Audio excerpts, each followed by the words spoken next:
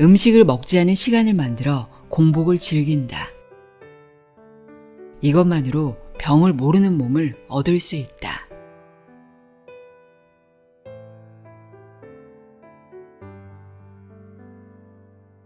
안녕하세요. 나의 소리집 갈피 소리내어 읽다입니다. 건강 좀 신경 써야겠는데 라는 생각이 들면 몸에 좋다는 것을 챙겨 먹거나 운동을 시작해야겠다는 결심부터 하게 되는데요. 몸에 좋은 무언가를 하려는 것도 좋지만 우선 몸에 나쁜 것부터 하지 않는 것, 플러스보다 마이너스가 더 중요하다는 거 아시나요? 과식을 하고 있다면 소식을 하고 몸에 안 좋은 것들을 많이 먹고 있다면 그것들부터 줄여나가는 것이 건강을 위해 우리가 할 수 있는 첫걸음이 아닐까 싶은데요. 오늘은 먹지 않는 시간, 단지 공복 시간을 늘리는 것만으로도 건강이 좋아진다고 이야기하는 책을 소개합니다. 의학 박사이자 당뇨병 클리닉을 운영하고 있는 아오키 아츠시의 공복, 최고의 약입니다. 이 책은 2016년 노벨 생리학 의학상을 수상한 자가포식이라는 연구를 바탕으로 설명하고 있는데요. 자가포식은 우리 몸의 낡은 세포가 다시 새롭게 만들어지는 활동을 말합니다. 일주일에 한 번이라도 정해진 공복의 시간을 만들면 자가포식이 활성화되어 면역력을 높이고 노화를 막는다고 합니다. 몸이 리셋되는 효과가 있다는 건데요. 우리는 보통 규칙적으로 삼시세끼를 챙기는 것을 건강한 식사 습관으로 알고 있잖아요. 하지만 이 책에서는 특별히 활동량이 많거나 성장기가 아닌 이상 삼시세끼 자체가 과식이 될 수 있다고 말합니다. 당연히 어떤 음식을 먹는지, 지병이 있는지, 몸 상태에 따라 다를 수 있겠지만 평균적으로 16시간 정도가 지나야 자가포식이 활성화되기 때문에 공복 시간이 길어질수록 건강에 유리하다고 합니다. 저자도 매일 공복 습관을 실천해 건강이 좋아졌다고 하는데요. 과식과 함께 당질을 과다하게 섭취하는 식습관으로 인해 심각한 내장지방과 대사증후군 체형을 갖고 있던 저자는 2010년 40살의 나이에 설암에 걸려 수술을 받습니다. 그 이후 어떻게 하면 스트레스 없이 질병을 멀리할 수 있을까에 대해 고민하게 되었고 다양한 경험과 지식을 바탕으로 공복의 힘을 활용하게 되는데요. 지금은 완치돼서 매우 건강한 몸 상태를 유지하고 있다고 합니다. 그럼 지금부터 공복 시간을 늘리면 우리 몸에 어떤 긍정적인 효과가 있는지, 우리 몸에서 어떤 일들이 일어나는지, 또 무리 없이 공복 시간을 늘리는 방법 등을 자세히 알아보도록 하겠습니다. 아오키 아츠시의 공복, 최고의 약, 내용의 일부를 읽어드립니다. 귀 기울여 들어보세요.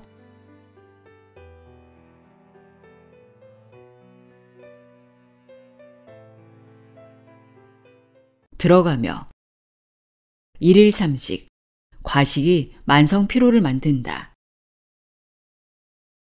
여러분은 다음 증상들로 힘들어하고 있지 않은가? 식사를 하고 나면 바로 잠이 쏟아진다.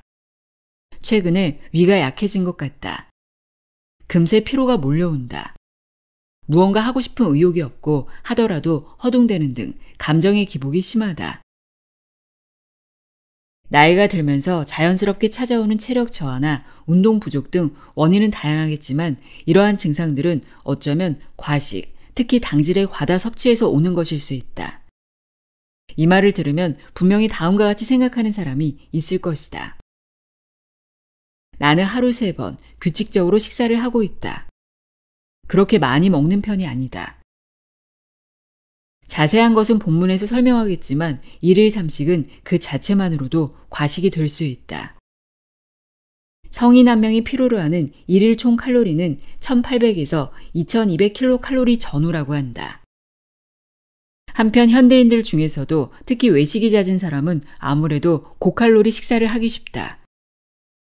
감자튀김과 음료수가 따라오는 햄버거 세트 하나만 먹어도 1000kcal가 훌쩍 넘으며 패밀리 레스토랑에는 800에서 1000kcal 정도의 메뉴들로 가득하다. 다시 말해 하루 3번의 식사를 모두 했을 때 기본적으로 필요한 칼로리의 1.5에서 2배나 되는 양을 섭취하게 된다는 사실을 충분히 짐작할 수 있을 것이다. 과식은 다양한 몸의 이상을 초래한다. 먼저 내장의 피로를 꼽을 수 있다. 우리가 먹은 음식을 위장과 간장이 소화시키려면 몇 시간 정도가 소요된다. 그런데 원래 처리할 수 있는 양을 초과한 음식물이 계속해서 쏟아져 들어오면 내장은 쉼없이 일을 해야 하고 마침내 피폐해질 수밖에 없다. 그러면 결국 내장의 기능이 떨어져 영양소를 제대로 흡수하지 못할 뿐더러 노폐물을 깨끗이 배출하지 못해 면역력이 저하되는 등 다양한 문제가 생기게 된다.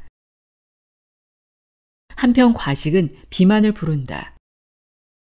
우리가 식사로 섭취한 당질과 지질의 일부는 뇌와 근육, 내장 등이 일하기 위한 에너지로 사용하고 그 나머지는 근육과 간장에 저장되는데 여기서도 다 흡수하지 못하고 남은 것은 중성지방의 형태로 지방세포에 쌓인다.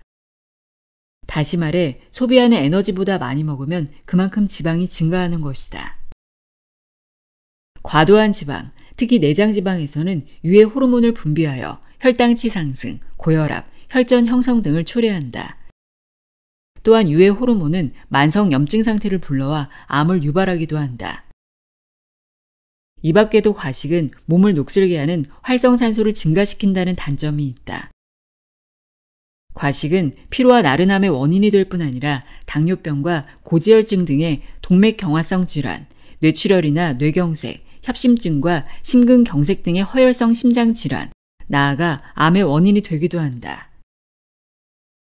게다가 현대인의 식사는 특히 당을 많이 섭취하는 경향이 있다.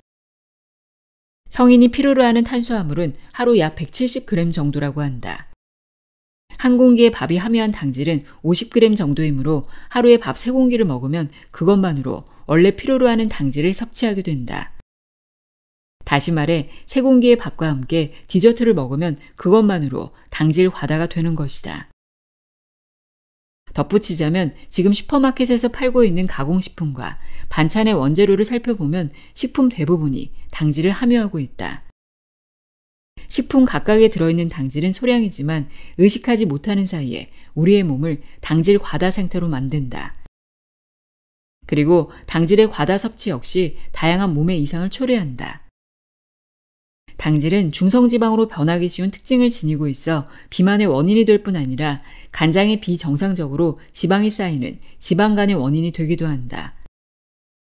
지방간을 그대로 방치하면 간경변, 간경화나 간암을 일으킬 우려가 있다. 하지만 당질의 과다 섭취로 우려되는 가장 큰 문제는 당질이 혈당치를 빠르게 상승시킨다는 점이다. 혈당치가 오르면 췌장에서 인슐린을 분비한다. 인슐린은 온몸의 세포에 포도당을 운반하는 호르몬으로 혈당치를 낮추는 역할을 한다. 그런데 갑자기 혈당치가 오르면 다량의 인슐린이 분비되어 이번에는 혈당치가 빠르게 내려간다. 이런 롤러코스터와 같은 혈당치의 심한 변화는 식후 몰려오는 졸음, 나른함, 초조 등의 증상을 초래한다. 그리고 당질의 과다 섭취로 고혈당의 상태가 지속되면 우리 몸 안에서는 다음과 같은 현상이 일어난다. 1. 세포가 점차 인슐린을 받아들이지 않게 된다. 2. 췌장이 좀 더 많은 인슐린을 분비하기 위해 풀가동 상태가 된다. 3. 췌장이 피폐해진다. 결과적으로 췌장에서 인슐린 분비량이 저하되는 2형 당뇨병 발병으로 이어진다. 당뇨병에 걸리면 혈당치가 내려가지 않기 때문에 온몸의 혈관이 손상을 입어 망막증, 신증, 심근경색과 뇌경색, 치매, 암 등의 질병에 걸릴 위험이 높아진다. 그렇다면 과식과 당질의 과다 섭취로 인한 다양한 피해로부터 몸을 보호하려면 어떻게 해야 할까? 식사로 섭취하는 칼로리 줄이기, 당질 줄이기 등 다양한 방법이 있겠지만 이 책에서는 다음 방법을 추천한다. 음식을 먹지 않는 시간, 공복 시간 만들기. 공복이란 말을 들으면 배가 고파 괴로워하는 모습이 떠오르겠지만 이 책에서 말하는 공복이란 음식을 먹지 않는 상태라고 생각하면 된다. 공복 시간을 만들면 우선 내장이 충분한 휴식을 취할 수 있고 혈당치도 서서히 내려간다. 또한 음식을 먹고 나서 10시간 정도가 지나면 간장에 저장된 당이 소진되기 때문에 지방이 분해되어 에너지로 쓰이게 된다. 그리고 16시간이 지나면 몸이 지니고 있는 자가 포식 구조가 작동하기 시작한다. 자가 포식이란 세포 내 오래된 단백질이 새롭게 만들어지는 활동으로 세포가 기아나 저산소 상태에 빠졌을 때 활성화된다고 한다. 신체의 질병과 노화는 세포가 늙거나 파괴되면서 발생한다. 특히 세포 내 미토콘드리아가 늙으면 세포에 필요한 에너지가 줄고 활성산소가 증가한다고 한다. 미토콘드리아는 호흡을 하여 에너지를 만들어내는 중요 기관이다. 자가 포식에 의해 오래되거나 파괴된 세포가 내부에서 새롭게 만들어지면 질병을 멀리하고 노화의 진행을 멈출 수 있다는 것이다. 다시 말해 공복 시간을 만들면 내장의 피로를 해소하여 기능이 활성화되고 면역력도 향상된다. 혈당치가 내려가고 인슐린의 적절한 분비가 촉진되어 혈관 장애가 개선된다. 지방이 분해되어 비만을 유발하는 다양한 문제가 개선된다. 세포가 다시 만들어져 신체적 이상과 노화의 진행이 개선된다. 이처럼 다양한 몸의 리셋 효과를 기대할 수 있다. 바로 공복은 최고의 약인 것이다. 게다가 어렵고 성가신 칼로리 계산을 할 필요가 전혀 없다. 공복 시간 외에는 무엇을 먹든 상관없으며 공복 시간 중이라도 도저히 배가 고파 견디기 힘들 때는 견과류 정도는 얼마든지 먹어도 괜찮다.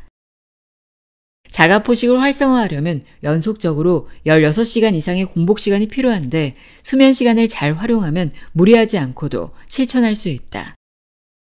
가능하면 매일 계속하는 것이 이상적이지만 주말을 이용해 주 1회만 실천해도 리셋 효과를 얻을 수 있다. 물론 나는 평소에도 공복 시간을 실천하고 있다.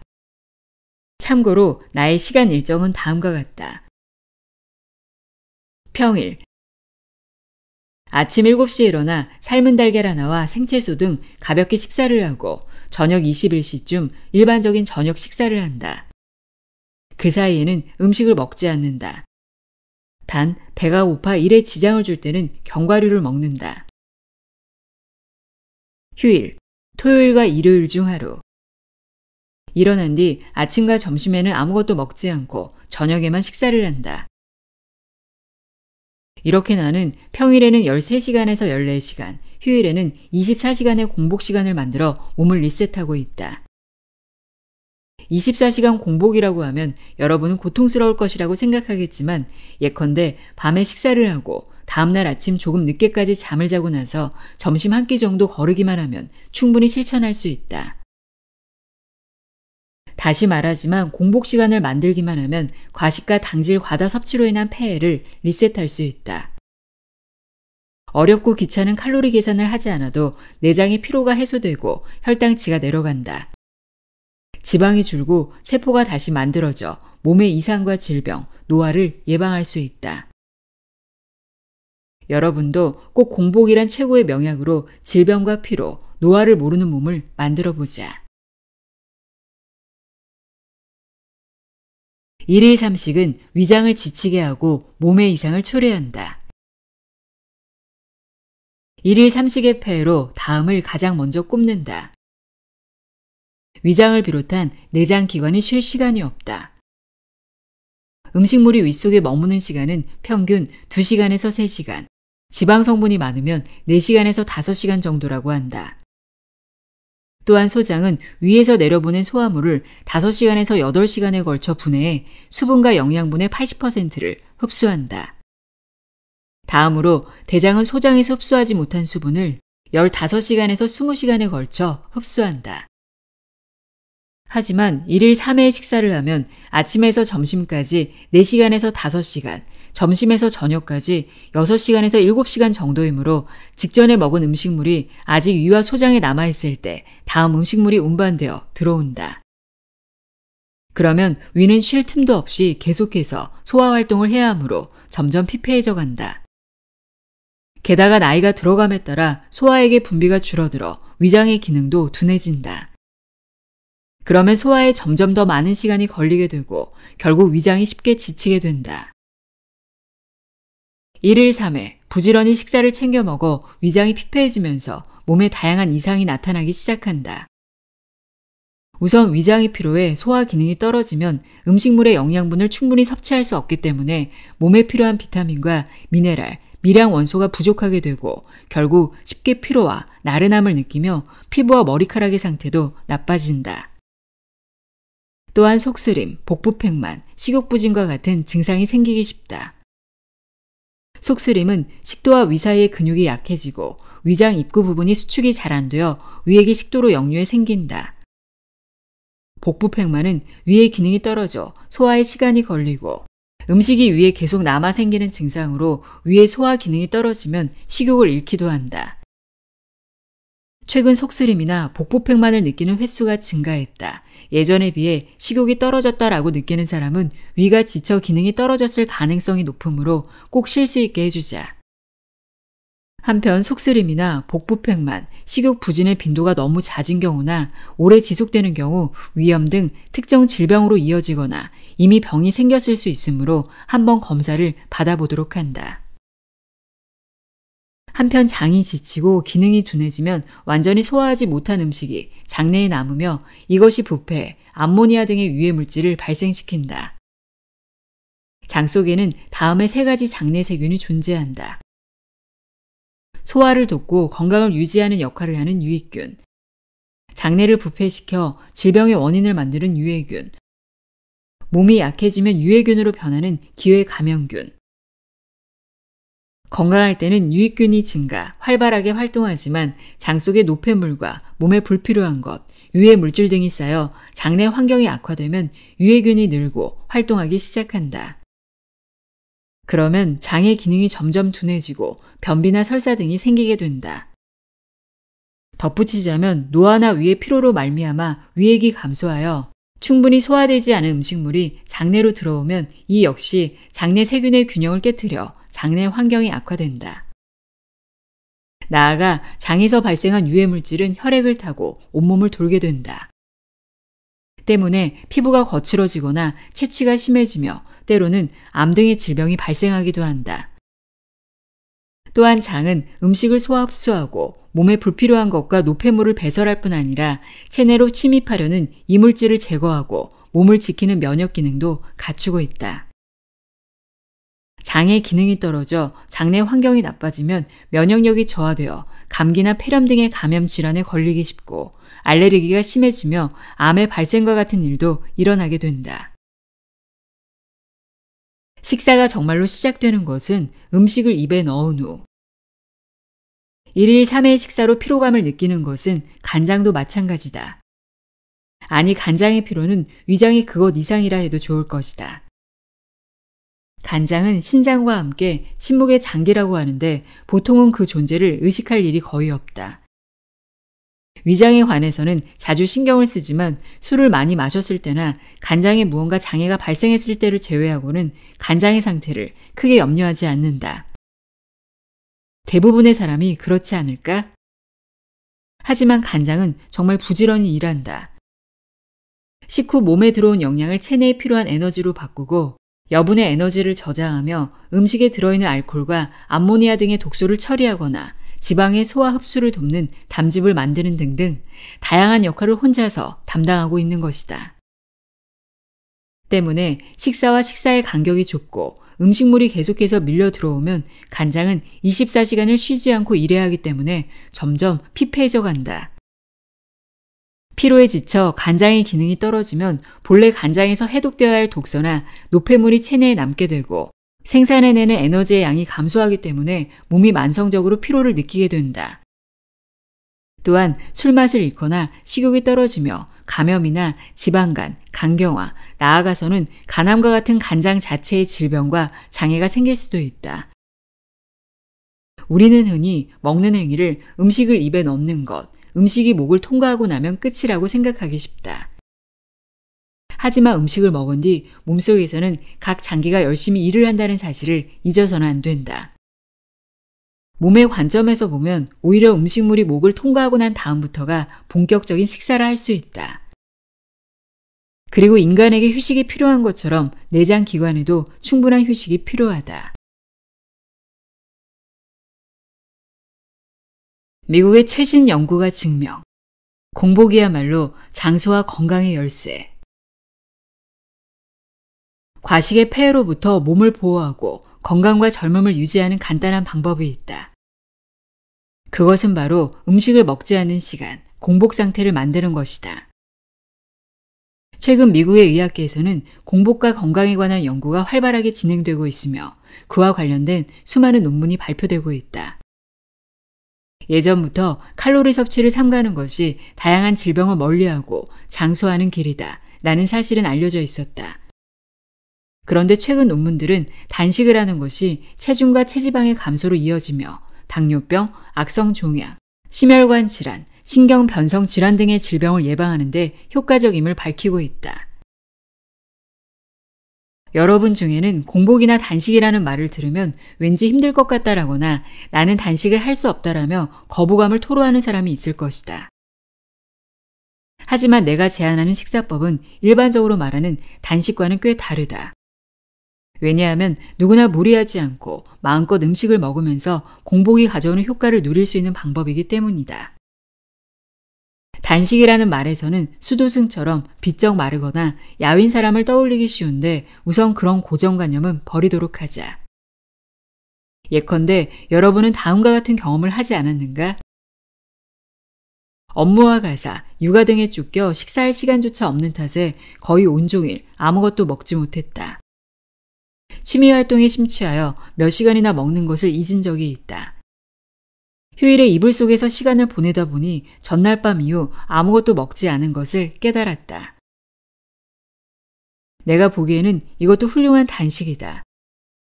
꼬르륵 소리가 나는 배를 필사적으로 끌어안고 꼬박 하루 혹은 며칠을 물만 먹으며 지내는 식의 과혹한 짓을 할 필요가 없다. 가능한 무리 없이 공복 시간을 만들어 다음을 가능하게 하는 것이 중요하다. 위장과 간장 등을 쉬게 하기, 연소시켜 지방을 줄이기, 혈액의 상태를 개선시키기. 그러면 구체적으로 얼마 동안 공복 시간을 만들어야 할까? 현재 시중에는 단식과 관련된 다양한 정보들이 넘쳐나고 있다. 저마다 단식을 하는 시간이나 단식 중에 먹어도 좋은 음식들이 달라 도대체 무엇을 믿어야 할지 알 수 없는 사람도 있을 것이다. 나는 지금까지 한 사람의 의사로서 단식에 관한 다양한 논문들을 읽었으며 혈당치 조절에 힘들어하는 당뇨병 환자들의 치료를 담당해왔다. 나아가 스스로도 단식을 실천하며 심혈을 기울여 효과를 관찰하고 어떻게 하면 공복의 효과를 극대화할 수 있을지 생각해왔다. 16시간이 길다고 생각하는 사람도 있겠지만 수면 시간을 잘 활용하면 무리 없이 실행할 수 있을 것이다. 예컨대 하루 8시간 잠을 자는 사람의 경우에는 기상 후 8시간을, 주말이면 늘 10시간에서 12시간 정도 잠을 자는 사람이라면 기상한 뒤에 4, 5시간을 공복으로 지내면 음식을 먹지 않고 16시간을 보낼 수 있다. 어떤가? 이렇게 보면 나도 어떻게든 해낼 수 있겠다는 생각이 들지 않는가? 물론 갑자기 16시간은 어렵다거나 평일은 힘들다고 느껴지는 사람은 우선 할 수 있는 범위에서 시작해도 괜찮으며 주말에만 실천해도 상관없다. 내가 굳이 16시간에 집착하는 데는 이유가 있다. 우선 마지막으로 음식을 먹은 뒤로 10시간 정도가 흐르면 간장에 저장된 당이 소모되어 지방을 분해 에너지로 사용할 수 있게 된다. 그리고 16시간이 지나면 이번에는 몸속에서 자가 포식이 기능하기 시작한다. 여기서 자가 포식이란 그다지 친숙하지 않은 하지만 매우 중요한 단어에 대해 간단하게 설명하겠다. 우리 몸은 약 60조 개의 세포로 이루어져 있으며 세포는 주로 단백질로 만들어진다. 일상생활 속에서 낡거나 부서진 단백질은 대부분 몸 밖으로 배출되는데 배출되지 못하고 남은 것은 세포 내에 그대로 쌓여 세포를 약화시키고 다양한 신체 이상과 질병의 원인이 된다. 한편 우리는 평소 음식에서 영양을 섭취하고 필요한 단백질을 만든다. 하지만 어떠한 원인으로 영양분이 들어오지 않으면 몸은 스스로 생존을 위해 어떻게든 몸 안에 있는 것으로 단백질을 만들려고 한다. 그래서 오래되거나 파괴된 세포 속 단백질을 모아 분해하고 그것을 바탕으로 새로운 단백질을 만드는 것이다. 또한 각 세포 안에는 미토콘드리아라는 수많은 소기관이 존재한다. 미토콘드리아는 산소 호흡을 하는데 음식에서 흡수한 영양과 호흡으로 얻은 산소를 이용해 세포의 활동에 필요한 아데노신 3인산, ATP라는 에너지를 만들어낸다. 세포 내에 젊고 건강한 미토콘드리아가 많을수록 에너지를 많이 얻은 사람은 젊음과 건강을 유지할 수 있는데 자가 포식에 의해 이 미토콘드리아도 새롭게 다시 태어난다. 다시 말해 자가 포식이란 오래된 세포를 내부로부터 다시 새롭게 만들어내는 구조라 할 수 있다. 세포가 다시 태어나면 몸에 불필요한 물질과 노폐물이 한 번에 청소되어 세포와 조직, 기관의 기능이 활성화되어 질병에 잘 걸리지 않는 건강한 몸이 되는 것이다. 나아가 자가 포식에는 세포 속에 침입한 병원균을 분해, 정화하는 기능도 있어 건강을 위해서는 반드시 필요한 구조인 것이다. 다만 자가 포식에는 한 가지 특징이 있다. 음식으로 얻은 영양이 충분한 상태에서는 자가 포식이 좀처럼 작동하지 않는다는 것이다. 왜냐하면 자가 포식은 몸과 세포가 강한 스트레스를 받았을 때에 살아남도록 체내에 심어진 시스템으로 세포가 기아 상태에 놓였을 때나 저산소 상태가 되었을 때 기능이 활성화되기 때문이다. 예컨대 마지막으로 음식을 먹고 나서 16시간 정도가 지나지 않으면 자가 포식은 활성화되지 않는다. 다시 말해 공복 시간을 만들지 않으면 자가 포식을 활성화해 세포를 새롭게 만들 수 없는 것이다. 반대로 비록 일주일에 단 한 번이라도 수면 시간과 더불어 몇 시간 동안을 음식을 먹지 않는 시간을 만들면 내장을 쉬게 하고 지방을 감소시키고 혈액의 상태를 개선하는 효과와 함께 자가 포식에 의한 세포의 재탄생 효과를 누릴 수 있는 것이다. 한편 2016년에는 도쿄 공업대학의 오스미 요시노리 교수가 자가 포식에 관한 연구로 노벨 생리학, 의학상을 수상했다. 자가 포식은 지금 전 세계가 주목하고 있다고 할 수 있다. 공복은 1일 3회 식사 습관과 과식이 몸에 준 손상을 리셋하고 몸을 내부로부터 소생시켜준다. 바로 공복이야말로 가장 좋은 약인 것이다. 공복 시간을 언제로 할까? 생활 유형별 실행 스케줄. 한마디로 16시간 이상 공복 시간을 만든다고 해도 저마다 각각의 생활 리듬에 따라 실행하기 쉬운 시간대가 다르다.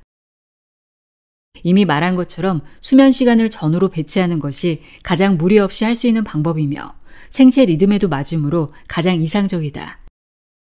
하지만 간혹 아침과 저녁 식사를 든든히 먹으면 점심은 걸러도 좋다는 사람도 있을 것이다.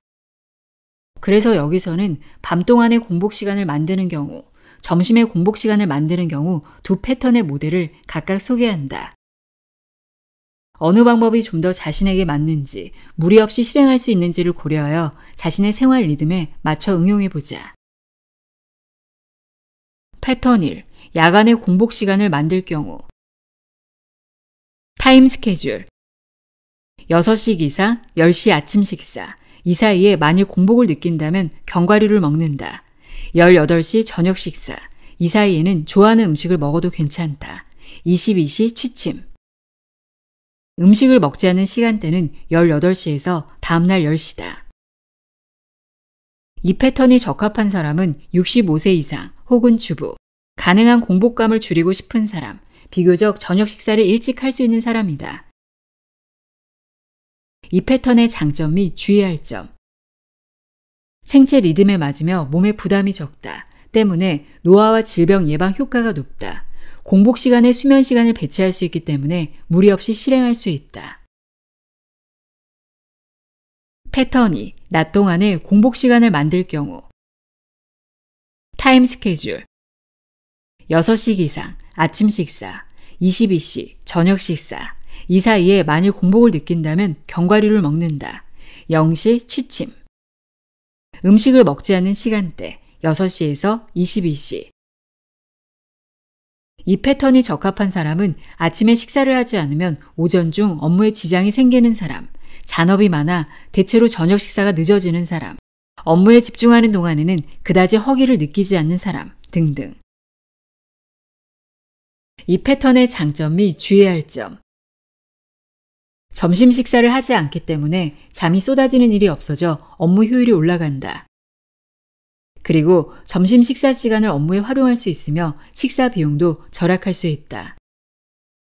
아침은 먹어도 먹지 않아도 좋지만 밥과 면류, 빵 등을 먹으면 낮 동안 공복감이 강해진다. 아침 식사를 하는 경우는 가능한 샐러드나 달걀 요리, 고기, 생선 등 단백질 중심의 식사를 한다. 예컨대 정년을 맞이한 사람 등 오전 시간을 비교적 여유 있게 보낼 수 있는 사람이라면 패턴 1을 기본으로 아침 9시의 기상, 17시 정도까지는 좋아하는 시간에 좋아하는 음식을 먹는다.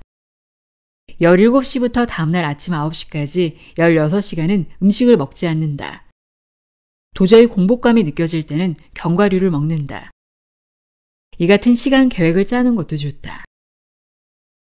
한편 업무 관계상 패턴 1을 실행하는데 점심 미팅이 생겨 식사를 해야만 하는 상황이 되었다. 패턴 1을 실행하고 있는데 늦은 시간대에 회식이 잡혔다 등의 경우가 있을 수 있다. 이런 경우는 평소에는 패턴 2로 생활하지만 한동안 점심 미팅이 계속될 것이므로 패턴 1에 따라 생활하자. 보통은 패턴 2를 따르지만 송년회 시즌에는 패턴 2로 생활하자 등 상황에 따라 융통성 있게 대응하자. 한두 시간 정도는 오차 범위에 있고 도저히 평일에 공복을 위한 16시간을 만들기가 어렵다는 사람은 다음에 소개하는 것처럼 토요일에만 실천하는 방법도 있다.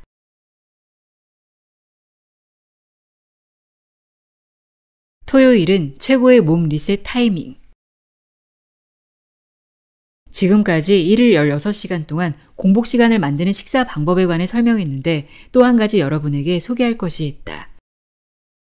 그것은 토요일이야말로 최고의 몸 리셋 타이밍이라는 것이다. 특히 토요일에는 점심 무렵까지 느긋하게 잠을 잘 때가 많은 사람에게는 이 토요일 리셋을 추천한다. 여러분 중에는 업무와 관련된 미팅이 많아 평일에 장시간 공복 시간을 만들기가 어려운 사람도 있을 것이다. 그리고 이 식사법을 시작한 지 얼마 안 되어 아무래도 업무를 처리하면서 공복이 신경 쓰인다 라는 사람이 있을 수 있다. 그런 경우는 우선 토요일에만 음식을 먹지 않은 16시간을 만들어 보자. 예컨대 전날 20시쯤에 저녁 식사를 하고 0시쯤 잠자리에 들어 다음날 한낮까지 잠을 잔다고 하자. 이것만으로 이미 공복 상태가 16시간이 된다. 평일에 공복 시간을 만들기보다 토요일에 공복 시간을 만드는 편이 훨씬 편할 것이다. 다만 어쩌면 여러분 중에는 일주일에 한 번만으로 정말 괜찮을까 하고 생각하는 사람도 있을 것이다. 물론 매일 공복 시간을 만들 수 있다면 보다 빨리 좀 더 큰 효과를 볼 수 있겠지만 일주일에 한 번이라도 충분한 공복 시간을 만들면 그만큼 지방이 분해되고 자가포식도 활성화된다. 일주일 동안 쌓인 과식 등으로 말미암아 몸이 받은 손상을 주말 동안에 리셋한다. 우선 이 정도의 가벼운 마음으로 토요일 리셋을 실천해보자. 매일 공복 시간을 만들려고 무리하기보다 할 수 있는 범위에서 오래 계속하는 것이 중요하다. 그리고 좀 더 해볼 수 있다면 점심이나 저녁 식사를 한 번만 참고 꼭 24시간 공복에 도전해보자. 일주일에 1회 꼬박 하루 동안 음식을 먹지 않은 상태를 만들면 이 식사법의 효과가 더욱 높아질 것이다. 공복 시간이 길면 길수록 지방의 분해가 진행되고 자가포식도 더욱 활성화되기 때문이다. 다만 의외로 쉽다고 해서 결코 24시간을 넘기는 공복 시간은 만들지 않도록 한다. 24시간 이상 음식을 먹지 않는 것은 몸에 부담이 커서 개인이 혼자 판단하는 것은 위험하기 때문이다. 만일 도전하고 싶다면 반드시 의사의 지시에 따라 실천하도록 하자.